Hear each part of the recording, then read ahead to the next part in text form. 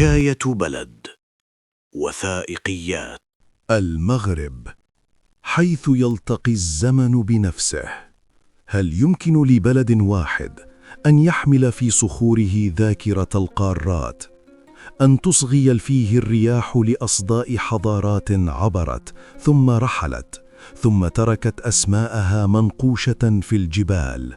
هنا، عند الحافة الغربية للعالم الإسلامي، حيث تنتهي اليابسة ويبدأ المحيط، يقف المغرب كمرآة للزمن، لا يعكس صورة واحدة، بل طبقات متراكبة من التاريخ والجغرافيا والإنسان.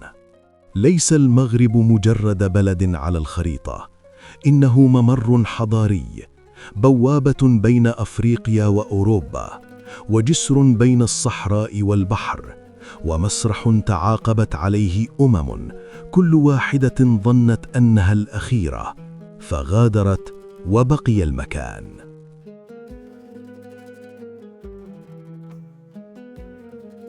في هذا الوثائقي لا نبحث عن صورة سياحية مألوفة، ولا نكتفي بحكايات مكررة.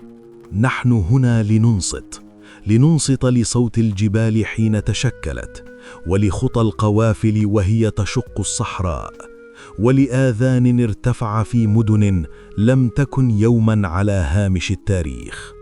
المغرب بلد يصعب اختزاله، فهو في الشمال بحر يراقب الأندلس، وفي الوسط سلاسل جبلية تقف كحراس للزمن، وفي الجنوب صحراء لا تقاس بالمسافة بل بالصبر. هنا، حيث الأطلس الكبير يرفع قممه كآيات جيولوجية، وحيث الأطلس المتوسط يحفظ ينابيع الحياة، وحيث الأطلس الصغير يعلن اقتراب الصحراء، تعلم الإنسان المغربي أن يعيش في التنوع، وأن يصالح القسوة بالجلد والعزلة بالحكمة.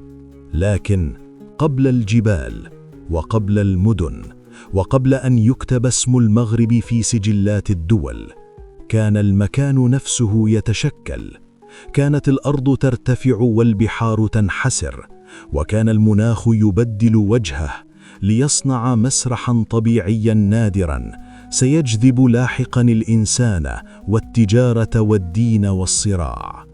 ومنذ آلاف السنين لم يكن المغرب بعيدا عن العالم، بل كان في قلبه. مرت به طرق الذهب، وعبرت أراضيه لغات ولهجات، واختلط فيه الأمازيغي بالعربي والأفريقي بالمتوسطي، حتى صار التنوع فيه هو القاعدة لا الاستثناء. هذه الرحلة التي نبدأها الآن هي دعوة للتأمل في علاقة الإنسان بالمكان، وفي كيف تصنع الجغرافيا التاريخ، وكيف يرد التاريخ تشكيل الهوية. وإن كنتم من عشاق هذا النوع من السفر عبر الزمن، فإن اشتراككم في قناة حكاية بلد وثائقيات هو دعم صادق لاستمرار هذه الرحلات المعرفية الهادئة التي نكتبها معكم لا عنكم. نترك لكم أيضا مساحة التعليق لتضيفوا من ذاكرتكم أو معرفتكم ما يكمل هذه الحكاية، فالتاريخ لا يروى بصوت واحد. في الفقرة التالية سننزل أعمق إلى الجغرافيا الصامتة لنقرأ تضاريس المغرب كما تقرأ المخطوطات القديمة، سطرا سطرا وصبرا صبرا.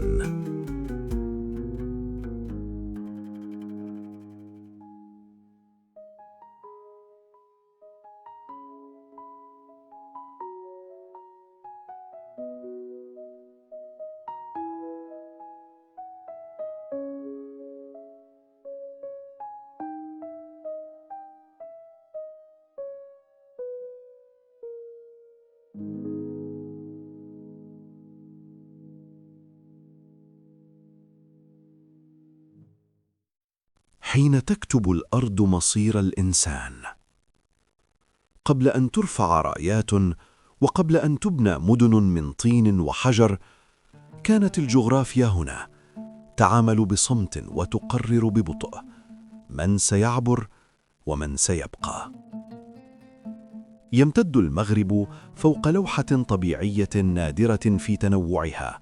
في الشمال يقف جبال الريف كجدار أخضر يواجه البحر الأبيض المتوسط، جبال ولدت من تصادم الصفائح فحملت طابعاً حاداً وسفوحاً شديدة الانحدار، جعلت الاستقرار فيها صعباً، لكنها في المقابل منحت سكانها عزلة حمت لغتهم وثقافتهم قرونا طويلة. وإلى الجنوب تبدأ السلاسل الأطول عمراً والأعمق أثراً، جبال الأطلس، ليست سلسلة واحدة بل 3 عوالم متتابعة: الأطلس المتوسط والأطلس الكبير والأطلس الصغير. في الأطلس الكبير ترتفع القمم كأنها شهادات جيولوجية على عنف التكوين، ثلوج تعلو ووديان تنحدر وينابيع تنبثق لتصنع حياة حيث لا يتوقع أن تكون حياة. هذه الجبال لم تكن حاجزاً فقط، بل كانت خزان ماء استراتيجياً، ومن دونها ما كانت السهول لتزدهر ولا المدن لتولد. أما الأطلس المتوسط فهو أرض الغابات والمراعي، حيث الأرز والبلوط، وحيث تشكلت مجتمعات رعوية وزراعية تعلمت التوازن بين القسوة والعطاء. ثم فجأة ينكسر المشهد، تخف الخضرة وتطول الظلال، وتدخل الأرض في صمت مختلف. هنا تبدأ الصحراء، امتداد لا يقاس بالمساحة بل بالإحساس. الصحراء الكبرى تلامس الجنوب المغربي وترسم حداً لا يفصل بل يربط، فالصحراء لم تكن فراغاً بل طريقاً، عبرها مر الذهب والملح والأفكار، وتحولت القوافل إلى شرايين حياة ربطت المغرب بعمق إفريقيا. وبين الجبل والصحراء تنبسط السهول الأطلسية، حيث المناخ أكثر اعتدالاً والأرض أكثر خصوبة، وحيث ستنشأ لاحقاً المراكز الكبرى للسلطة والاقتصاد. أنهار مثل وادي أم الربيع ووادي سبو لم تكن مجرد مياه جارية، بل خطوط استقرار تحدد أين يزرع القمح وأين تبنى المدن وأين يمر التاريخ. هذا التنوع الجغرافي خلق مناخات متباينة في مساحة واحدة: معتدل رطب على السواحل، بارد قاس في القمم، وجاف صارم في الجنوب. ومع المناخ تنوعت أنماط العيش وتعددت طرق التفكير، لكن دون أن ينقطع الخيط الذي يجمعها. الجغرافيا هنا لم تكن خلفية محايدة، بل كانت الفاعل الأول، هي التي رسمت طرق التجارة، وهي التي حددت مسارات الجيوش، وهي التي منحت هذا البلد قدرة نادرة على الصمود، لأن من يفهم أرضه يصعب اقتلاعه منها. في الفقرة القادمة سنعود بالزمن أبعد بكثير، إلى ما قبل الدول وما قبل الممالك، حين كان الإنسان الأول يترك أثره على صخر المغرب دون أن يعلم أن هذا الأثر سيبقى شاهداً عليه آلاف السنين.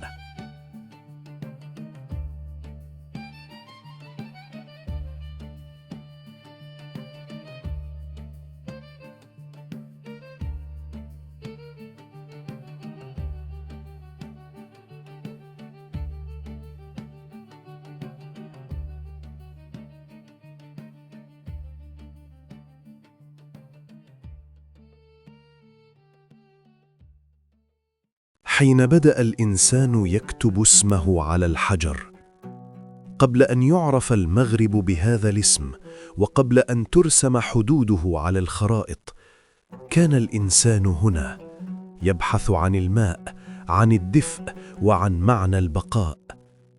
في كهوف الشرق المغربي، تحديداً في كهف تافو غالت، عثر على بقايا بشرية تعود إلى عشرات الآلاف من السنين، تعد من أقدم الشواهد على وجود الإنسان العاقل في شمال إفريقيا. هنا بين الصخر والعتمة لم يكن الإنسان بدائياً كما نتخيل، بل كان واعياً بالموت، يزين موتاه ويترك آثار طقوس جنائزية تشير إلى بداية التفكير الرمزي. على امتداد المغرب من الشرق إلى الجنوب تحكي أدوات حجرية قصة تطور طويل، ففي مواقع مثل عين بني مطهر كشفت الحفريات عن تقنيات صيد وصناعة تدل على تكيف ذكي مع بيئات متغيرة. لم يكن الإنسان هنا عابراً، بل مستوطناً يعرف الفصول ويتقن قراءة الأرض. ثم جاءت لحظة التحول الكبرى، حين تغير المناخ. الصحراء التي نعرفها اليوم لم تكن دائماً صحراء، كانت في فترات بعيدة أرضاً خضراء تنتشر فيها البحيرات وتجوبها الحيوانات. وحين بدأ الجفاف يتقدم، تحرك الإنسان شمالاً باحثاً عن الماء، حاملاً معه خبرته ولغته الأولى وبذور ثقافة ستتجذر لاحقاً. وهناك وضعت البذور الأولى للهوية الأمازيغية التي ستبقى حاضرة في المكان، لغة وثقافة وطريقة حياة. ما يميز هذه المرحلة أنها لم تنقطع فجأة ولم تمحى بحضارة وافدة، بل تداخلت مع ما جاء بعدها. فالوافدون سواء تجاراً أو غزاة وجدوا أرضاً مأهولة وشعوباً ذات جذور لا يمكن تجاوزها ولا تجاهلها. وهكذا حين ستصل أولى السفن الفينيقية إلى السواحل، وحين ستبدأ الكتابة والتجارة المنظمة والمدن المسورة، لن يبدأ التاريخ من الصفر، بل سيبني فوق طبقات عميقة صنعها إنسان مجهول الاسم لكنه معروف الأثر.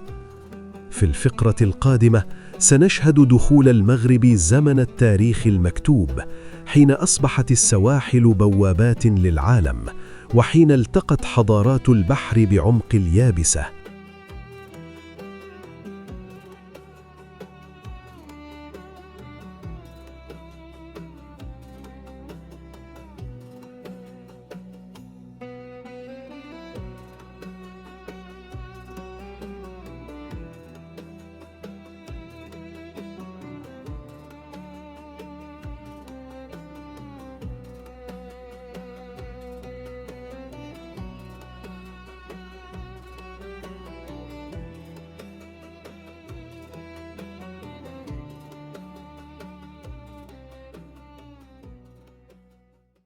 السواحل المفتوحة. حين دخل المغرب زمن البحر.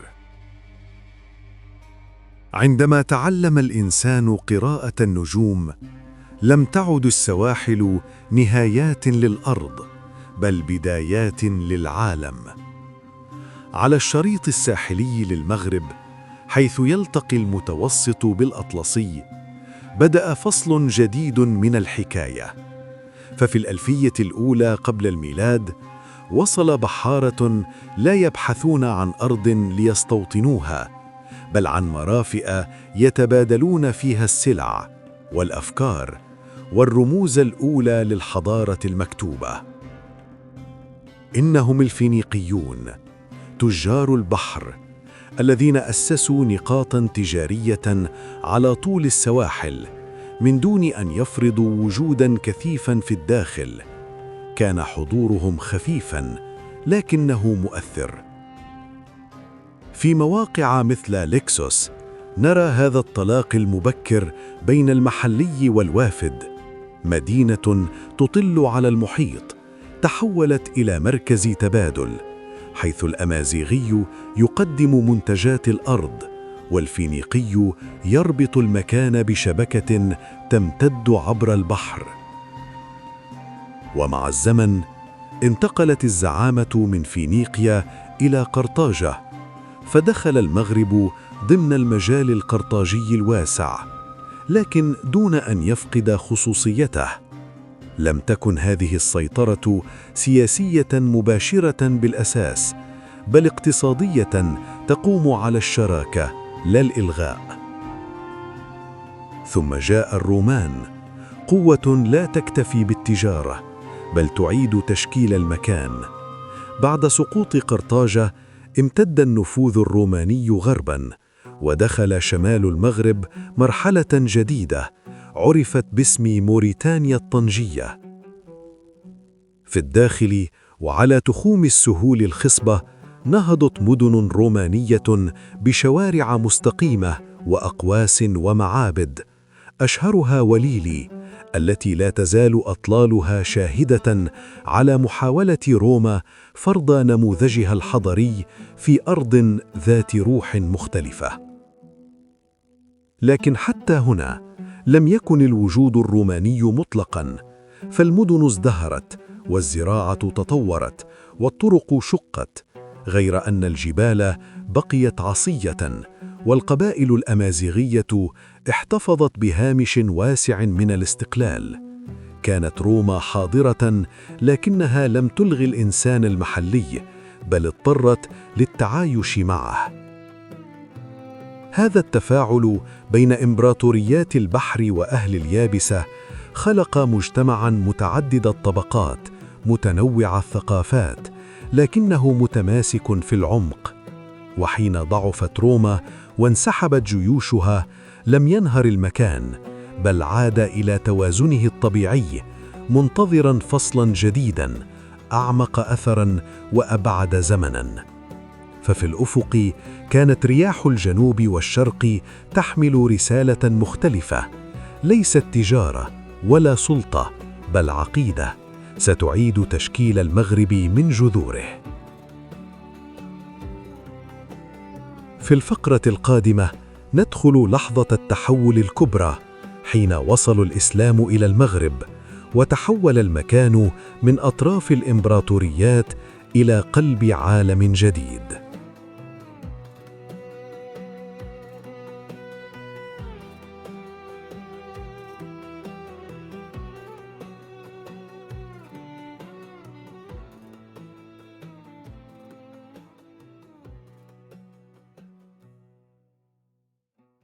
لم يأتي الإسلام إلى المغرب كريح عابرة، ولا كظل إمبراطورية تبحث عن أطراف جديدة، بل جاء كتحول عميق غير معنى المكان وأعاد تعريف الإنسان. في القرن السابع الميلادي كانت شمال إفريقيا تعيش فراغاً سياسياً وروحياً. الرومان رحلوا، والبيزنطيون لم يترسخوا، والقبائل الأمازيغية رغم قوتها كانت تبحث عن رابط جامع يتجاوز العصبية والحدود الضيقة. من الشرق وصلت جيوش المسلمين، لكن الفتح هنا لم يكن حدثاً واحداً حاسماً، بل مساراً طويلاً تعاقبت فيه المواجهة، ثم التفاهم، ثم الاندماج. قاوم الأمازيغ كما تفعل الشعوب الحرة، لكنهم لم يلبثوا أن وجدوا في الإسلام ما يتجاوز فكرة الغالب والمغلوب. وجدوا ديناً يخاطب الفطرة ويمنحهم مساواة لم يعرفوها من قبل، ويفتح لهم أبواب عالم أوسع لا يقصيهم عن هويتهم. ومع اعتناق الإسلام لم يذب الأمازيغ، بل أعادوا صياغة ذواتهم داخله، فصاروا دعاة له وحماته في أقصى المغرب الإسلامي، وحملة رايته نحو الأندلس.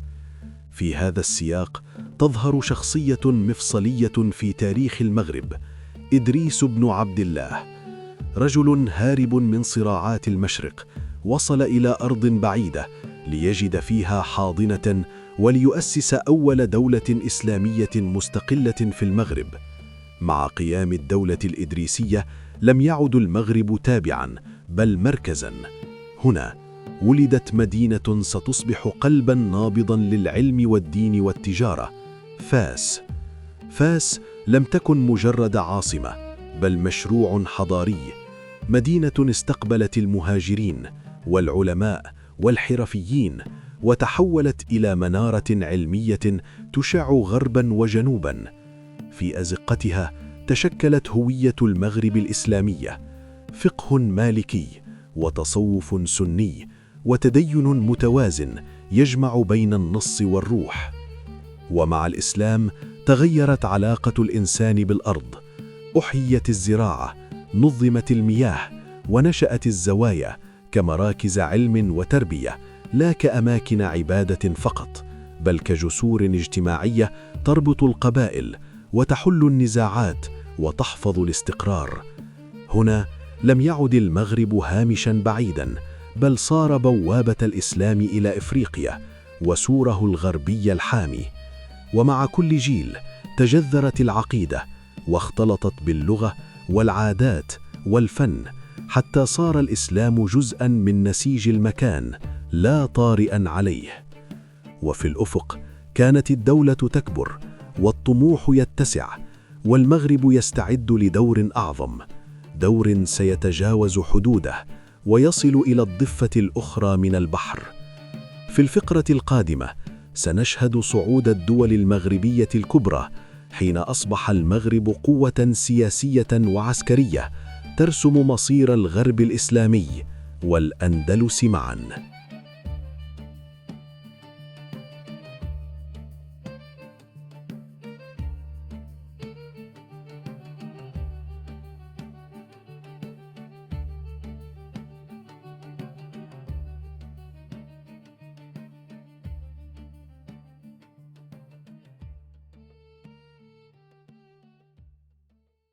من الصحراء إلى الإمبراطورية، حين قاد المغرب الغرب الإسلامي.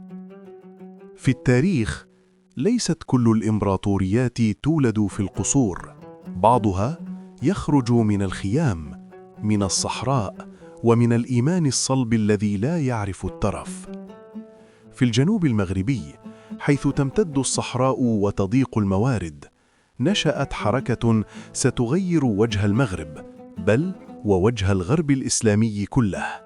إنها حركة المرابطين. لم يكن المرابطون دولة منذ البداية، بل دعوة إصلاحية قوامها العلم والتزكية والالتزام الصارم بالإسلام السني. قادها فقهاء ومجاهدون توحدوا حول فكرة أن الدين ليس طقساً فقط، بل نظام حياة ينقذ الإنسان من الفوضى. ومن الصحراء تحرك المرابطون شمالاً، وحين بلغوا السهول أسسوا مدينة ستصبح رمزاً للسلطة المغربية، مراكش.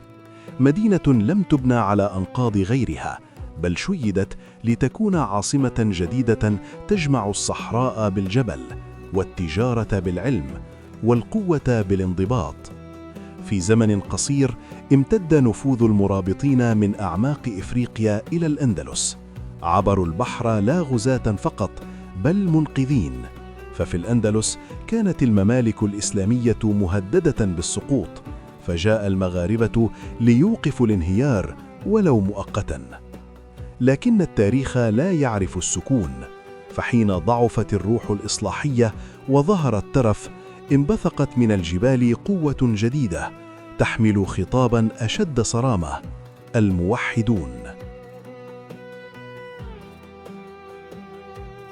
انطلقت حركة الموحدون من الأطلس تحت راية التوحيد الخالص ورفض الانحراف العقدي، وكان مشروعهم أوسع من مجرد دولة. أرادوا إعادة صياغة المجتمع والعلم والسياسة على أساس ديني وفكري صارم. وفي عهدهم بلغ المغرب ذروة قوته. امتدت الدولة من ليبيا إلى المحيط الأطلسي، ومن جنوب الصحراء إلى قلب الأندلس. وشهدت العمارة تحولاً لافتاً، مساجد شامخة وأقواساً مهيبة، ومنارات لا تزال تعانق السماء، كمنارة الكتبية في مراكش وشقيقتيها في الرباط وإشبيلية. لكن هذه العظمة كانت تحمل في طياتها بذور التعب، فالدولة الواسعة تحتاج توازناً دقيقاً بين القوة والفكر، وبين المركز والأطراف. ومع الزمن بدأ التفكك وتراجعت السيطرة، ودخل المغرب مرحلة جديدة أقل اتساعاً، لكنها أكثر رسوخاً في الداخل. غير أن الأهم أن هذه الحقبة ثبتت حقيقة تاريخية: أن المغرب ليس تابعاً للشرق أو ظلاً من الأندلس، بل قوة قائمة بذاتها، تصنع الدول وتسقطها، وتعيد رسم خرائط العالم من موقعها. في الفقرة القادمة سننتقل إلى زمن التحولات العميقة، حيث سيواجه المغرب سقوط الأندلس والضغط الأوروبي واختبار البقاء في عالم يتغير بسرعة.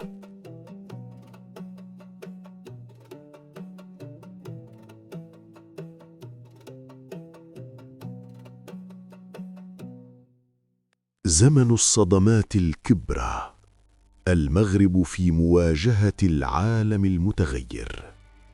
حين سقطت غرناطة عام 1492 لم تكن نهاية الأندلس حدثاً محلياً، بل زلزالاً هز ضفتي البحر معاً. ففي تلك اللحظة انكسر التوازن القديم، ودخل المغرب زمناً جديداً، زمن الصدمات. آلاف المسلمين واليهود حملوا ذاكرتهم وعلومهم وحرفهم وعبروا البحر نحو الجنوب. استقبلهم المغرب لا كلاجئين فقط، بل كجزء من نسيجه الحضاري. في فاس وفي تطوان وفي سلا أعاد الأندلسيون بناء حياة جديدة حاملة معها طابعاً معمارياً وموسيقى وثقافة ستغدو جزءاً أصيلاً من الهوية المغربية. لكن في الوقت نفسه كان الخطر يقترب من السواحل. قوى أوروبا الصاعدة، البرتغال ثم إسبانيا، لم تكتفي بإخراج المسلمين من الأندلس، بل نظرت إلى الضفة الجنوبية كامتداد طبيعي للتوسع، فقامت باحتلال موانئ مغربية وبنت حصوناً على الساحل في محاولة لخنق البلاد من البحر. في هذا السياق المتوتر برزت الدولة السعدية، سلالة ربطت شرعيتها بالنسب النبوي وبالدفاع عن الإسلام، ومن قلب الجنوب أعادت تنظيم المغرب وواجهت التهديد الخارجي بعزم نادر. اللحظة الفاصلة جاءت عام 1578 في معركة ستعرف تاريخياً بمعركة وادي المخازن أو معركة الملوك الثلاثة. هنا انهزمت قوة أوروبية كبرى وسقط ملوك، وتغير ميزان القوى في المنطقة. لم تكن المعركة نصراً عسكرياً فقط، بل إعلاناً عن أن المغرب لا يزال قادراً على الدفاع عن نفسه زمن المدافع والأساطيل.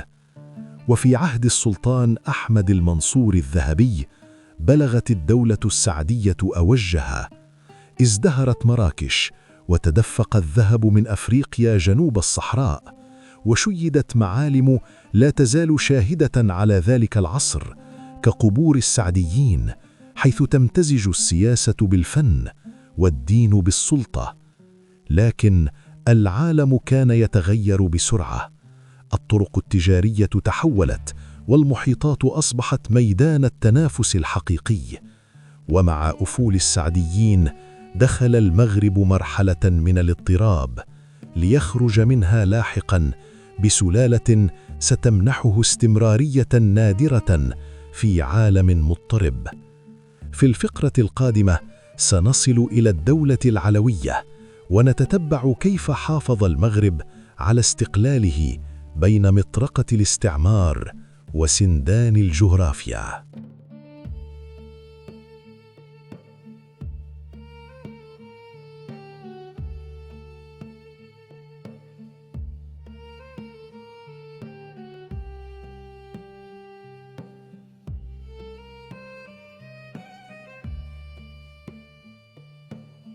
لدولة العلوية فن البقاء في عالم لا يرحم. في عالم كانت الدول تولد وتموت بسرعة، برز المغرب كاستثناء نادر، ليس لأنه كان الأقوى دائماً، بل لأنه كان الأذكى في فن البقاء. ومع منتصف القرن ال17 خرج المغرب من دوامة الاضطراب لتظهر سلالة جديدة ستحكم البلاد إلى اليوم، الدولة العلوية. ينحدر العلويون من الجنوب الشرقي من تافيلالت، حيث الصحراء تعلم الصبر والقوافل تعلم الحساب الدقيق للقوة، وقد ربطوا شرعيتهم بالنسب النبوي الشريف، لكنهم أدركوا مبكراً أن الشرعية وحدها لا تكفي ما لم تدعم بالقوة والسياسة وفهم عميق للجغرافيا. في عهد مولاي إسماعيل دخل المغرب مرحلة توحيد صارم. سلطان شديد أدرك أن الدولة لا تقوم إلا بهيبة المركز، فبنى جيشاً منظماً وشيد عاصمة جديدة في مكناس تنافس عواصم أوروبا في رمزيتها وعظمتها. لم تكن مكناس مدينة جمال فقط، بل إعلاناً سياسياً: المغرب دولة قائمة، لا فراغاً ينتظر التدخل. وفي الوقت الذي كانت فيه أوروبا تدخل عصر الاستعمار البحري، اختار المغرب طريقاً مختلفاً. لم ينغلق تماماً ولم ينفتح بلا حساب. وقع معاهدات ودخل في صدامات محدودة، وحافظ على توازن دقيق بين الاعتراف الدولي والاستقلال الفعلي. لكن القرن التاسع عشر جاء بتحديات أعنف. المدافع تطورت والأساطيل تضخمت، والقارة الإفريقية تحولت إلى ساحة سباق محموم. وفي هذا العالم الجديد لم يعد الاستقلال يؤخذ بالقوة وحدها، بل بالاقتصاد وبالعلم وبالزمن. تحت ضغط الأزمات وجد المغرب نفسه محاصراً بالديون ومنهكاً داخلياً، حتى فرضت عليه الحماية الأجنبية عام 1912. لم يكن ذلك سقوطاً كاملاً، بل فقداناً للسيادة الفعلية مع بقاء الدولة والعرش. لكن حتى في زمن الحماية لم ينقطع الخيط، فالمقاومة لم تكن فقط في الجبال، بل في الذاكرة وفي الدين وفي الإصرار على أن هذا الوطن ليس ملكاً عابراً للتاريخ. ومع منتصف القرن العشرين عاد المغرب ليكتب فصله التالي، لا بالسلاح وحده، بل بالإرادة الجماعية وبحكمة سياسية ستعيد له مكانته دون أن تمزقه.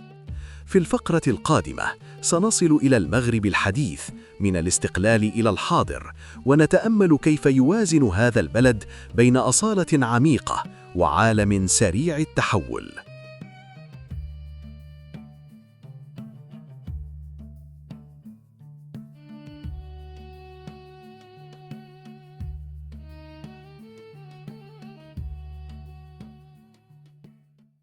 المغرب الحديث دولة تبحث عن توازنها لا عن أسطورتها.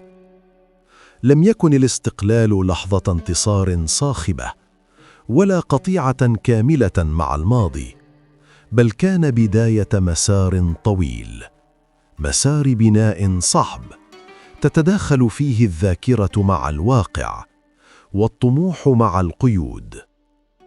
عام 1956 استعاد المغرب سيادته السياسية، لكن الأسئلة الكبرى لم تكن قد أجيبت بعد. كيف تدار دولة ورثت بنية تقليدية واقتصاداً غير متكافئ ومجتمعاً متنوعاً في لغته وأنماط عيشه؟ في المدن بدأت ملامح التحديث تظهر بسرعة: طرقات ومصانع وموانئ وإدارة مركزية تسعى إلى توحيد البلاد.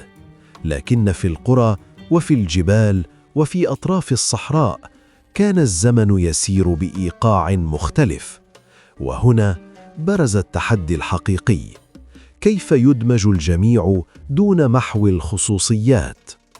لم يكن المغرب الحديث مشروع أفراد ولا حكاية سلطة، بل حصيلة تفاعل معقد بين الدولة والمجتمع.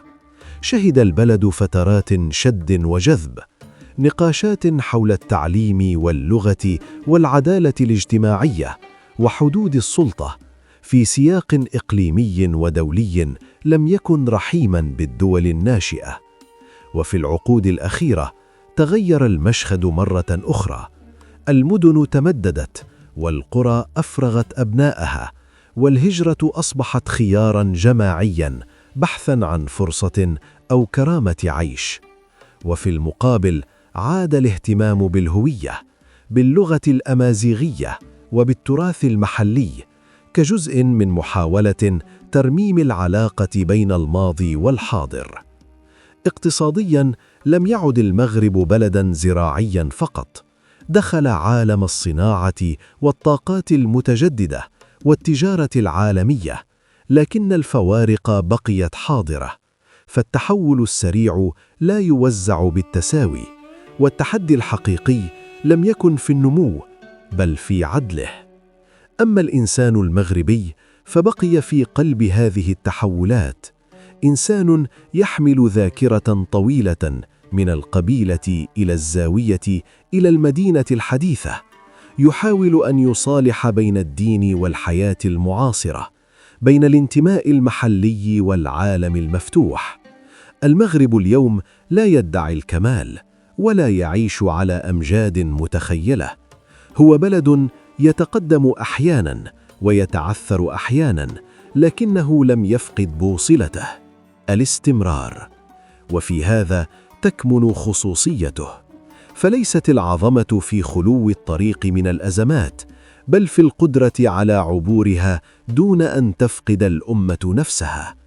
في الفقرة القادمة سنغوص في عمق المجتمع المغربي، الثقافة والدين والعادات والعلاقة الخاصة بين الإنسان والطبيعة، حيث تتجلى الحكاية في تفاصيل الحياة اليومية.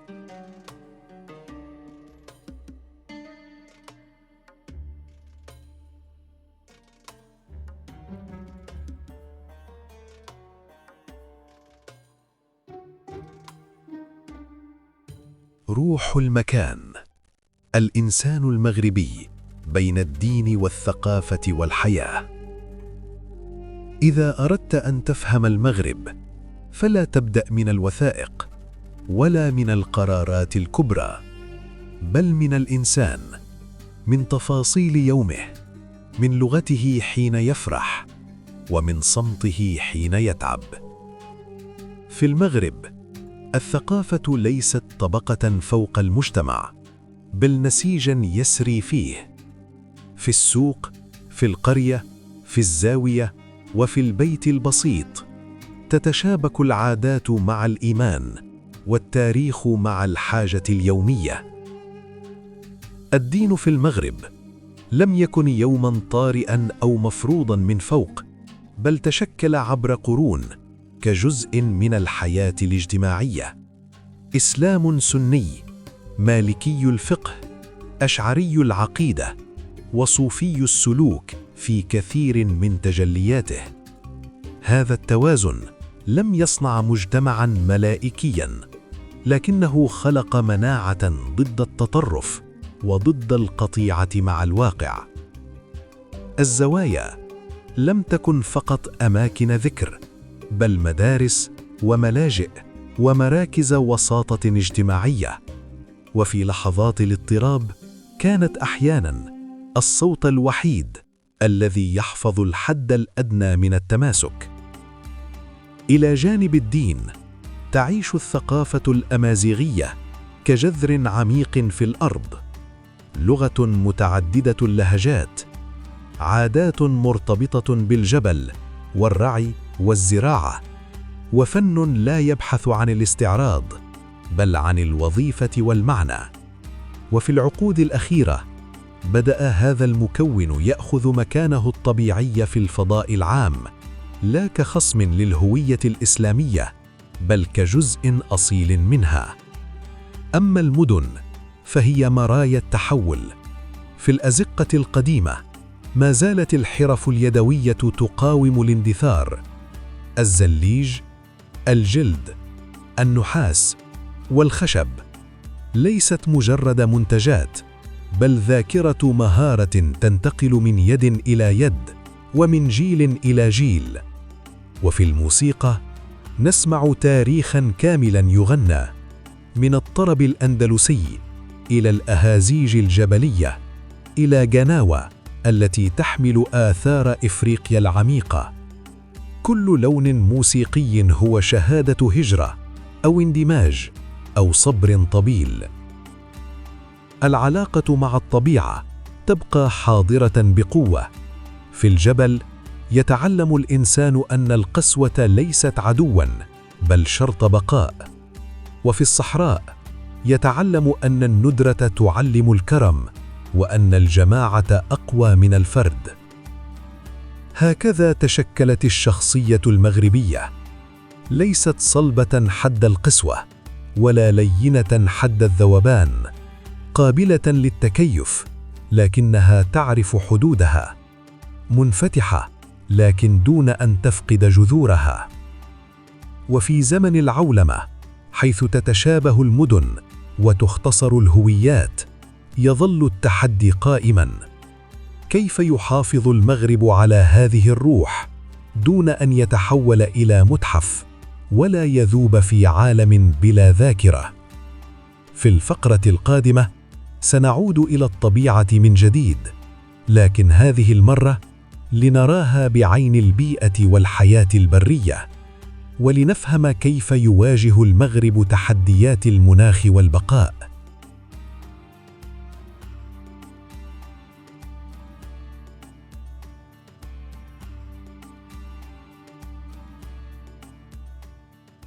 الطبيعة والحياة البرية، توازن هش بين البقاء والتغير. قبل أن يكون المغرب وطناً للإنسان، كان وطناً للطبيعة. طبيعة متقلبة، قاسية أحياناً وسخية أخرى، لكنها لم تكن يوماً سهلة. في هذا البلد تتجاور أنظمة بيئية نادراً ما تجتمع في مساحة واحدة، من قمم الأطلس الباردة إلى السهول المعتدلة، ومن الغابات المتوسطية إلى تخوم الصحراء القاسية. يبدو المغرب كأنه مختصر قارة. في الجبال، حيث الارتفاع يفرض منطقة، تعيش أنواع تعلمت التكيف مع الندرة. غابات الأرز التي كانت يوماً تمتد على مساحات واسعة لم تكن مجرد أشجار، بل خزان ماء طبيعي يحمي التربة ويغذي الأنهار. ومع الضغط البشري والتغير المناخي تقلص هذا الغطاء، فصار الحفاظ عليه معركة بقاء لا ترفاً بيئياً. وعلى السفوح يظهر شجر الأركان، شجر لا تنبت إلا هنا في جنوب غرب المغرب، كأنها اختارت هذا المكان واختارها. ليست الأركان مورداً اقتصادياً فقط، بل مثال على علاقة متوازنة بين الإنسان والبيئة. المرأة تحمي الشجرة والشجرة تحمي العيش. أما الصحراء فهي أكثر من فراغ، هي نظام بيئي دقيق، حيث كل كائن يعرف حدوده بدقة. لكن الصحراء اليوم تتقدم أكثر مما ينبغي. التصحر ونقص الماء وتغير أنماط الأمطار جعل الخط الفاصل بين القابل للحياة وغير القابل لها أكثر هشاشة. وعلى السواحل، حيث يلتقي المحيط الأطلسي باليابسة، توجد ثروة بحرية شكلت عبر التاريخ سنداً اقتصادياً للمجتمعات الساحلية. لكن الاستغلال المفرط وتلوث البحار جعل هذا المورد في اختبار حقيقي. التحدي البيئي في المغرب ليس معزولاً عن الإنسان، فالفلاح والراعي وساكن المدينة كلهم جزء من المعادلة. وحين يختل التوازن، لا تخسر الطبيعة وحدها، بل يخسر المجتمع استقراره الغذائي وموارده وأحياناً كرامته. في السنوات الأخيرة بدأ الوعي البيئي يشق طريقه ببطء. مشاريع للطاقة المتجددة، محاولات لترشيد الماء، وبرامج لحماية التنوع الحيوي ليست حلولاً سحرية، لكنها إشارات إلى إدراك متأخر أن المستقبل لن يبنى ضد الطبيعة بل معها.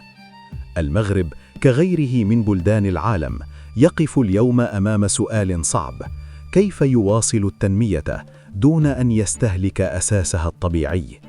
هذا السؤال سيكون جزءاً من حكاية الغد، لكن قبل أن نصل إلى الخاتمة تبقى زاوية أخيرة لا تقل أهمية: دور المغرب في محيطه الإقليمي وعلاقته بإفريقيا والعالم العربي والبحر الذي لم يفصل بينه وبين غيره يوماً.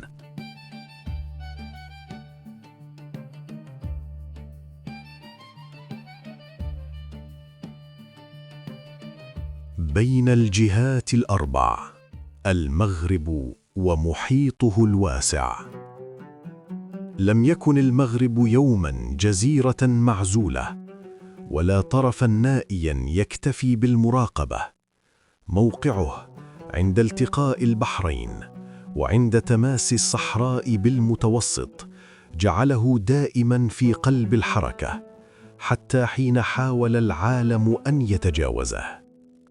منذ أقدم العصور نظر المغرب جنوباً كما نظر شمالاً، فالصحراء لم تكن حداً نهائياً بل مجال عبور.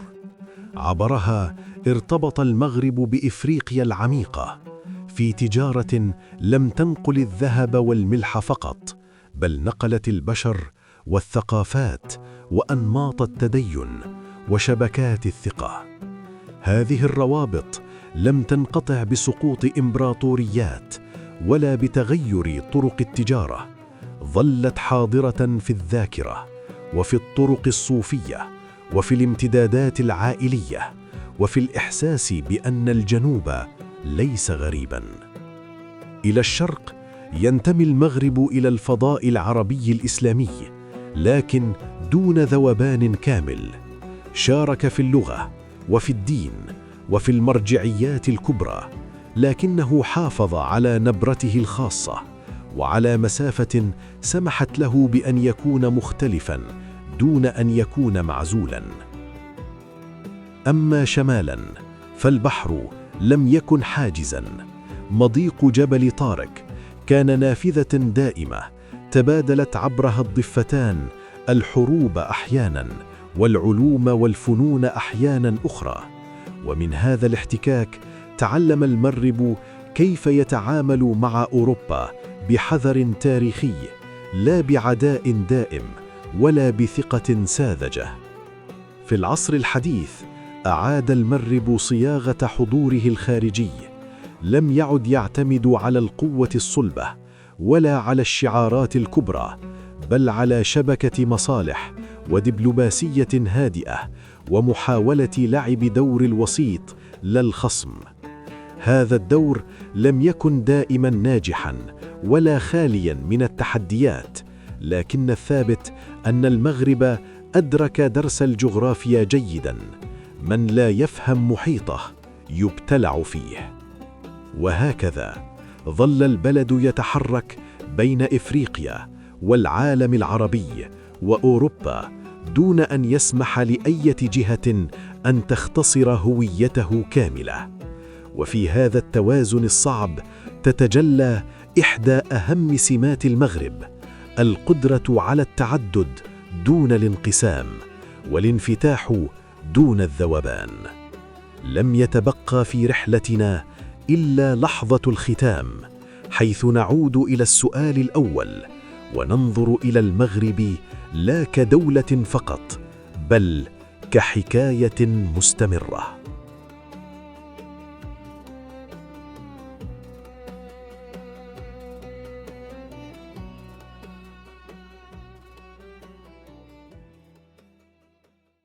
المغرب كحكاية لا تختصر. في نهاية هذه الرحلة نعود إلى السؤال الأول، لا لنجيب عنه، بل لنعرف لماذا لا يملك جواباً واحداً. ما هو المغرب؟ هل هو جبل يعلم الصبر؟ أم صحراء تعلم المعنى؟ أم مدن تتغير ولا تنسى جذورها؟ المغرب ليس فكرة مكتملة ولا صورة ثابتة، هو مسار طويل من التكيف والمقاومة والمراجعة المستمرة للذات. بلد لم يبني وجوده على الأسطورة، بل على القدرة أن ينهض بعد كل تحول بأقل الخسائر الممكنة. عبر تاريخه لم يكن المغرب دائما الأقوى ولا الأغنى ولا الأكثر استقراراً، لكنه كان غالباً الأكثر صموداً. صمود لا يعني الجمود، بل القدرة على التغير دون فقدان الجوهر. في هذا البلد علمت الجغرافيا الإنسان أن التنوع قدر، وأن الاختلاف ليس ضعفاً بالضرورة. وعلم التاريخ أن البقاء ليس لمن يرفع صوته أكثر، بل لمن يفهم لحظته جيداً. اليوم يقف المغرب كما وقف دائماً، بين ماضٍ ثقيل بالذاكرة وحاضر سريع الإيقاع ومستقبل مفتوح على احتمالات كثيرة. لا يقدم نفسه كنموذج مثالي ولا كضحية دائمة، بل كتجربة إنسانية ما زالت تكتب. وحين ننظر إلى الإنسان المغربي نجد هذا التاريخ وقد اختصر نفسه في ملامحه: مرونة وحذر وروح جماعية، وإيمان بأن الطريق مهما طال فإن الاستمرار في حد ذاته إنجاز. هذه الحكاية لا تنتهي هنا، فالمغرب ليس فصلاً أغلق، بل كتاب ما زال يكتب بأيدي أهله. وإن كنتم من عشاق هذا النوع من السفر العميق في الجغرافيا والتاريخ، فإن اشتراككم في قناة حكاية بلد وثالقيات هو دعم حقيقي لاستمرار هذه الرحلات المعرفية الهادئة. ونترك لكم مساحة التعليق لتضيفوا من ذاكرتكم أو رؤيتكم ما يكمل هذه الحكاية، فالتاريخ حين يروى بصوت الجماعة يصبح أكثر صدقاً.